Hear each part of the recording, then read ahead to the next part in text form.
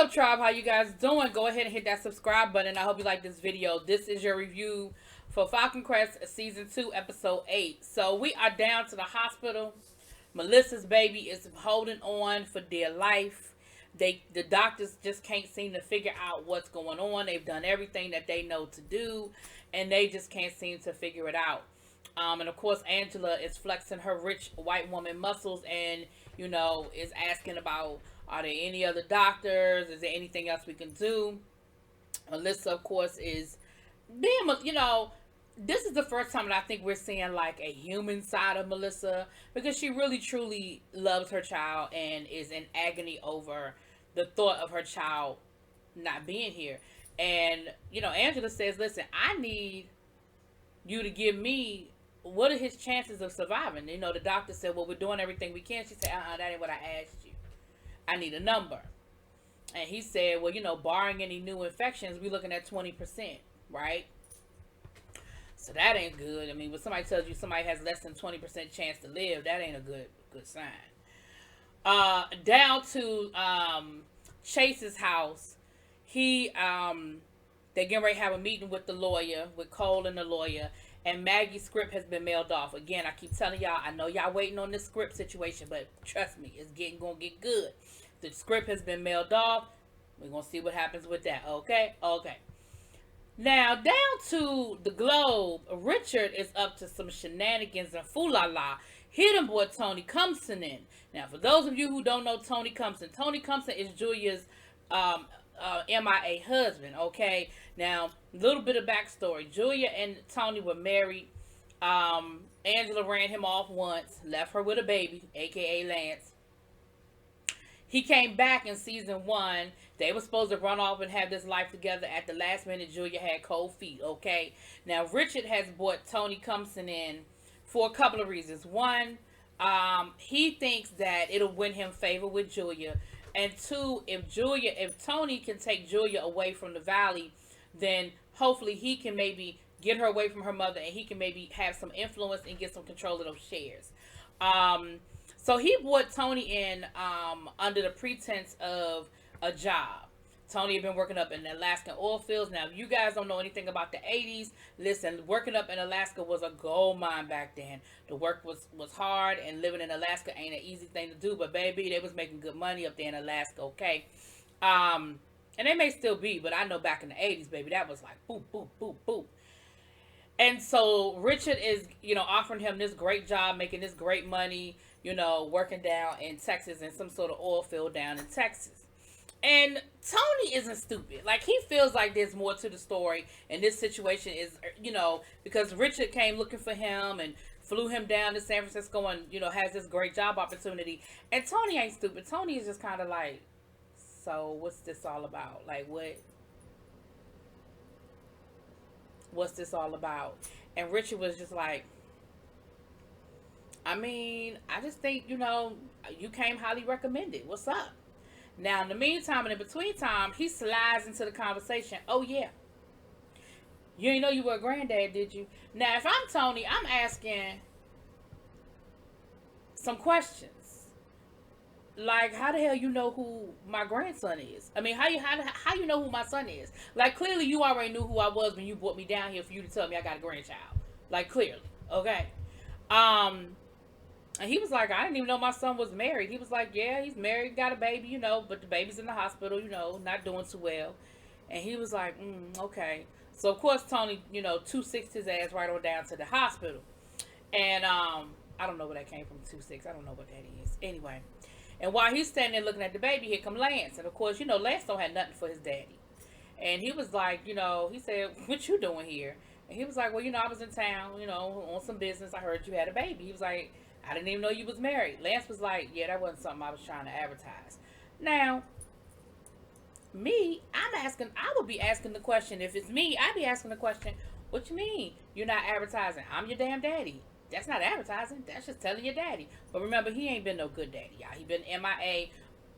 I mean, granted, it's Angela's fault. That's a whole nother situation, but MIA nonetheless. And then he said, well, you gotta, he said, well, your baby's a fighter. If he's anything like you, he's a fighter. Y'all gonna make it out of this. And he was like, Lance was like, that ain't my baby.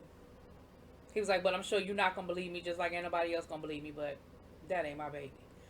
And he was like, well, okay, I believe you. He was like, you do? Because, no one is believing Lance. He said, well, will you tell my mama? And Tony was like, yeah, I don't know if your mama gonna believe me, but okay. And he was like, well, nobody else is believing me. Like, I've been telling them that that's not my damn child, and nobody believe me that that's not my baby. And so they end up having a little bit of a conversation. And Lance, because finally somebody's believing him, he softens up a little bit, to his daddy, just a little bit. Lance, of course, runs to his girlfriend up in San Francisco to tell her, hey, my daddy's in town and he believes me, and he's going to help me convince my mommy. But first of all, Lance, you already know that your mama ain't the one that need to be convinced. Your mama don't run nothing. Your mama don't run nothing down to the Falcon Crest. You know who you need to convince, and let's be clear, Angela don't care. We'll get to that in a minute. So they meet with the lawyer. The family meets with Cole and the lawyer. Excuse me. The family meets with Cole and the lawyer, and the lawyer is basically saying, listen, it ain't looking good, okay? I'm just going to be honest with y'all and let y'all know it ain't looking good. But we do have some great grounds for appeal. Chase was like, appeal? That's assuming he going to get convicted. What you mean, appeal? That means that what the... And, of course, now Cole is all upset. And I'm like, oh, now you worried. Now you worried about this being on trial for murder. When you was gallivanting around and you was playing house up to the Catherine Demery's house, you wasn't concerned when your daddy and your mama, the lawyer, was trying to give you some good advice and trying to tell you that you need to be taking this seriously and how to act. Oh, you wasn't worried about it then. Now that the trial is coming up, now all of a sudden you worried about going to jail. Boy, bye. So the lawyer says, well, listen, we do have a chance. We have this forensic, scientist, but we need to get another autopsy. And he said, I've been trying to call Melissa, the daughter, but we haven't been able to get in touch with him. And they said, well, she's still up at the hospital. She had the baby, da-da-da-da-da. Chase said, listen, I'll go talk to her. So Chase goes up to the hospital to go talk to Melissa. Now, here's the thing. Insensitive, maybe. I mean, she is in the hospital with her child dying. But at the same time, he's trying to save his child's life. So I understand him doing it, and I'm sure that's why he said, I'll do it, because I'll take the bullet. Nobody else has to be in on this but me. I'll take the bullet. Of course, Melissa's reaction is what you would expect. Like, boy, I know you did not bring your ass up to this hospital while I'm sitting here, worrying about my child that's dying right before my eyes, to ask me about the man who they accused of killing my daddy. Now, the good thing is, she don't believe that Cole killed her daddy. But she is in pain, and Angela was there, of course, hyping it up. How dare you come here asking this? How dare you come bothering her? You know what she's going through. You know what's going on here. How disrespectful of you, Chase. And so, of course, Melissa wasn't here for it. She basically told Chase that he could kiss her, you know what, okay? So,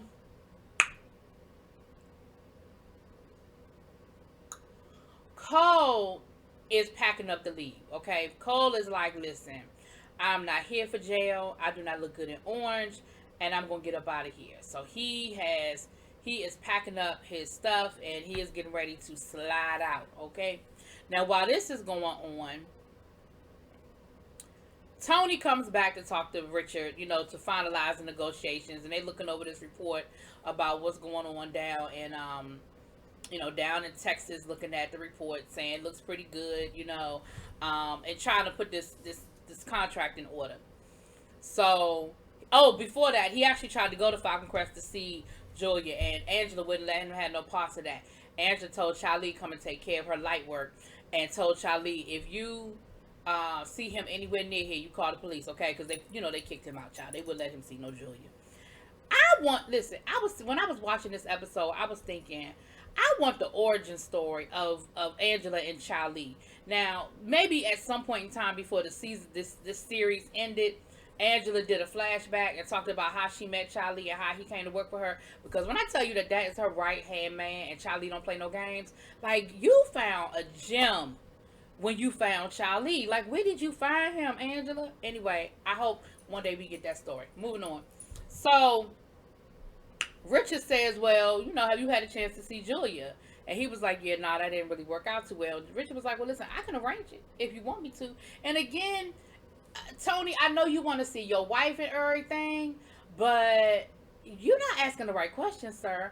Why you so eager to set me up with my wife? How you even know who these people are? How you know I ain't seen my wife? Like, you clearly have done some research on me, and that would have me feeling some kind of way. I'm just gonna be honest. I would feel some kind of way about it, okay? Um, Richard sets it up. Of course, he sends his do girl over to Julia to give Julia the information. They didn't set up a meeting, right? And of course, Julia shows up, child. Julia shows up. And of course, they have this whole dramatic, oh, it's been so long. Oh, I missed you. Oh, and they're kissing, and oh, they this, and oh, they that. And he asked Julia, of course, they talk about Lance. And that's when Julia told Tony, she said, listen, um, Lance has been saying that he ain't the father of that child from the beginning. But yeah, nobody really believes him. Why don't nobody believe him? Because it's Lance and he a hoe. And Lance don't want to be married to her. That was, an arranged marriage. And he knew what it was. But, at the end of the day, I mean, whether he the father or not, that's not going to change nothing. Angela ain't playing no games. Like, that was the way that she could get a hold of her, of her vineyards, and that's what it's gonna be. So Lance, he knew what he was doing when he did it. And Tony did make one comment. He said Lance don't understand because Lance has never had to deal with the consequences of his actions. Basically, he's a spoiled ass rich kid who did whatever he wanted to do and got away with it. So now he thinks that he made a decision and there's no consequences for it because he's never had any consequences before. I said, you know what? That's a really valid point. And of course, Julia threw back at him. Well, he ain't had no daddy. And then Tony threw back at her, but not from lack of trying. So then he was like, listen, girl, just spend the night with me tonight, okay? Just come on back to the hotel. She said, well, what about tomorrow? He said, that's up to you. You the one that won't leave Falcon Crest.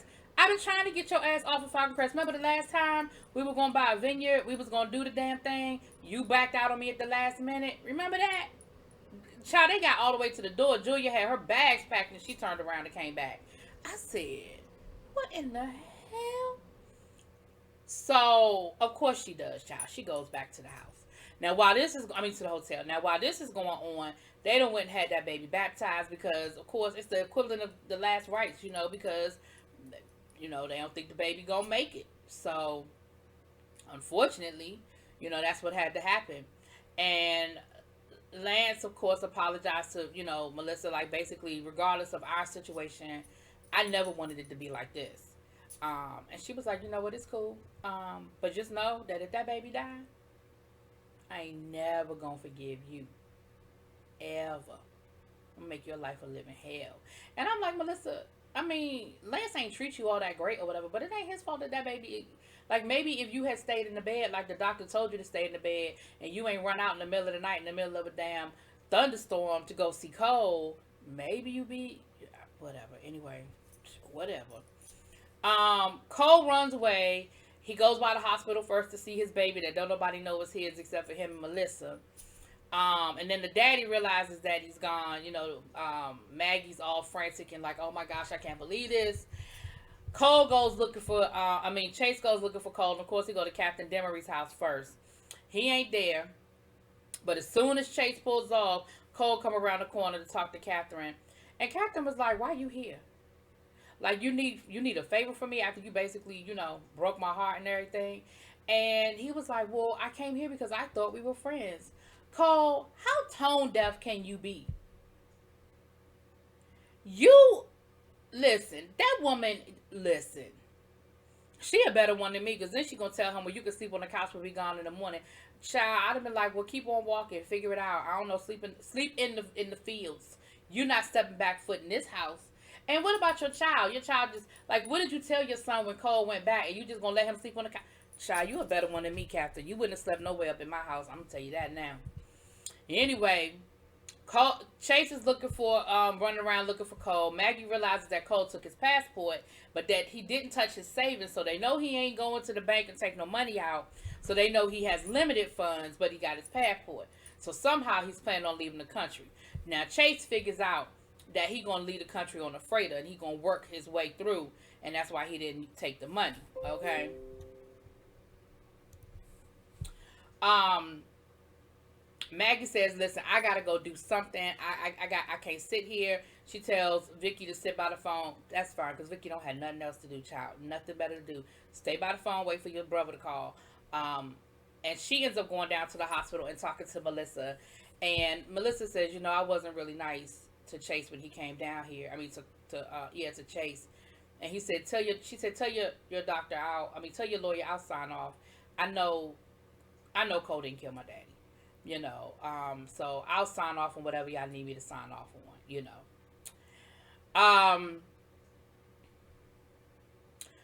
Julia ends up coming back home looking like she was on cloud nine, talking crazy to her mama, talking about how she leaving with Tony, and at this time, they gonna make it work, and she's no longer gonna interfere in her life and all this great stuff. And Angela's like, oh really? Oh, okay, sure, okay. And Philip is standing there, and so Julia walks off, and Philip says, well, if she leaves, you lose control of her shares of the newspaper. Angela was like, Julia ain't going nowhere. All right, child, ain't nobody worried about Julia. Julia ain't going nowhere. Next thing you know, we back at the hotel with Tony, and there's a package being delivered to him, and he got to sign for it. Honey, they done tricked this man into signing a contract, basically making it look like that he made a contract with Richard Channing to trick Julia out of her shares, and that Richard paid him some crazy amount of money to get Julia's shares, and he was gonna pay her $10,000 a share. And of course, to make it look like that his only reason for being back is because he made this deal with Richard.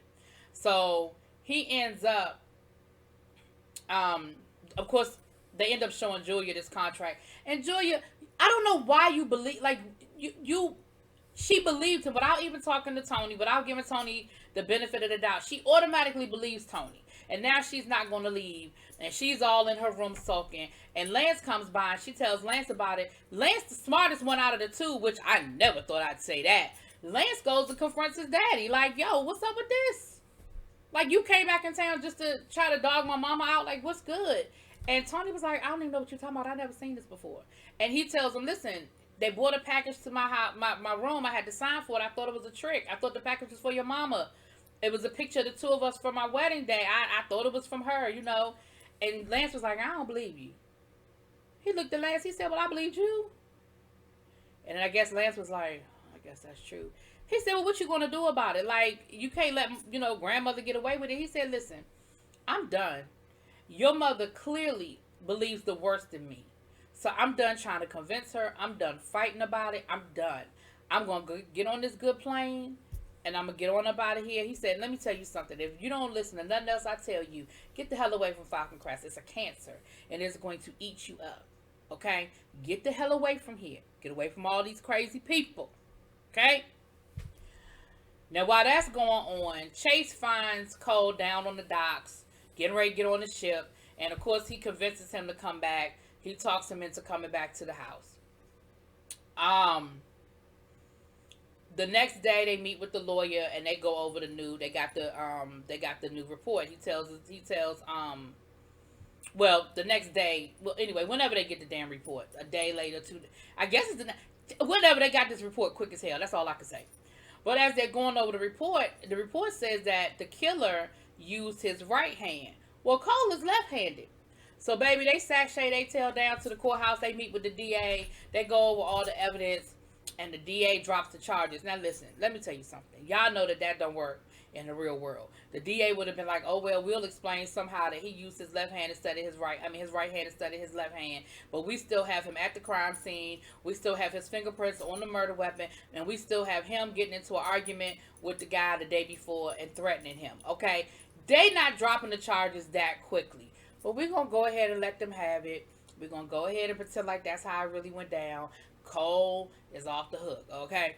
Now, on his way to the airport, honey, Tony stops by Richard Channing's office and tells Richard Channing he don't know what games you and Angela Channing are playing, but he is not nobody's pawn and he doesn't play games. He said, you brought me down here on some bullshit. You never had any intention of giving me no real job, because I read through this report again and I noticed some inconsistencies. And this area that you told me you was going to drill in, you can't even drill there because it's got a fault line somewhere on the axis cable of the line of the longitude and the latitudinal divide. I don't know, but somewhere in that report he realized you can't drill here. All of this was some bullshit. You done brought me over down here on some bull hockey. Now, of course, for the first time, Richard is actually innocent. He ain't had nothing to do with it. But it looks like he did. And again, Tony don't know neither one of y'all from, he don't know you from a hole in the wall. So he has no reason to believe that you're not in on it, okay? So of course, Richard gets upset, tells him he need to leave, gonna call security on him.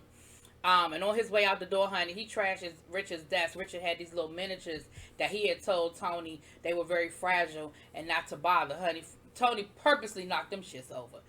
Then they get the phone call letting them know that the charges have been dropped against Cole. Baby, Richard, he wasn't here for it.